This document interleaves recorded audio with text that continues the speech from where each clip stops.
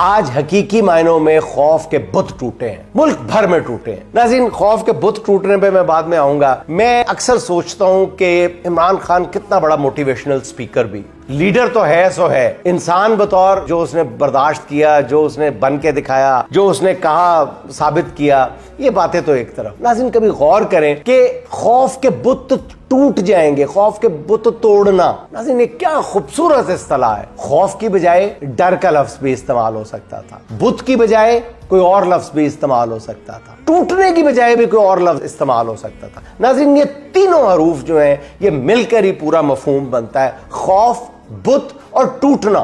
خوف کی بجائے کوئی لفظ استعمال کر سکتا تھا عمران خان، لیکن خوف، ناظرین کس چیز کا خوف؟ کون کس خوف میں مبتلا تھی؟ یا ابھی بھی بہت سارے لوگ میری طرح کے جو تھوڑ دلے ہیں وہ خوف میں مبتلا ہے۔ کس طرح کے خوف ہے؟ تشدد کا خوف، جیل کا خوف، قید کا خوف، نوکری جانے کا خوف، غربت کا خوف، یہ سارے خوف ہیں جو مل کے انسان کو کمزور سے کمزور تر کرتے چلے جاتے ہیں۔ ان خوفوں کی کئی قسمیں ہیں، کئی قسمیں ہیں۔ عزت جانے کا خوف، حالانکہ اللہ کہتا ہے وہ عزت ذلت میرے ہاتھ میں ہے، لیکن ہمیں اللہ پہ یقین نہیں ہے، بندوں پہ، اس دنیا پہ یقین ہے۔ پھر اگلا لفظ بت توڑنا۔ ناظرین، بت کی بجائے کچھ بھی کہا جا سکتا تھا، بت توڑنا۔ ناظرین، اس کا مطلب ہے کہ یہ خوف کا ہیولہ ہے، یہ بے جان ہے، یہ بت ہے۔ دوسری بات، بت اس لیے خان بولتا ہے کہ یہ بت ہے جس کی پرستش کرتے ہو، جس سے ڈرتے ہو۔ بت کا لفظ سوچ سمجھ کے استعمال کیا ہے خان۔ پھر ہے ٹوٹنا۔ خان صاحب، یہ آپ کیا اصطلاح دے گئے ہو قوم کو؟ ٹوٹنا۔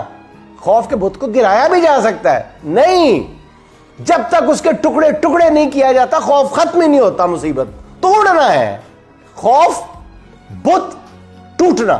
خوف کے بت کو توڑنا پڑتا ہے، پاش پاش کرنا پڑتا ہے، بھگانا نہیں پڑتا، گرانا نہیں ہے، توڑنا ہے، تاکہ وہ دوبارہ جڑ نہ پائے، دوبارہ آپ کو ڈرا نہ پائے۔ تو ناظرین، آج حقیقی معنوں میں خوف کے بت ٹوٹنے کا عمل شروع ہو چکا ہے۔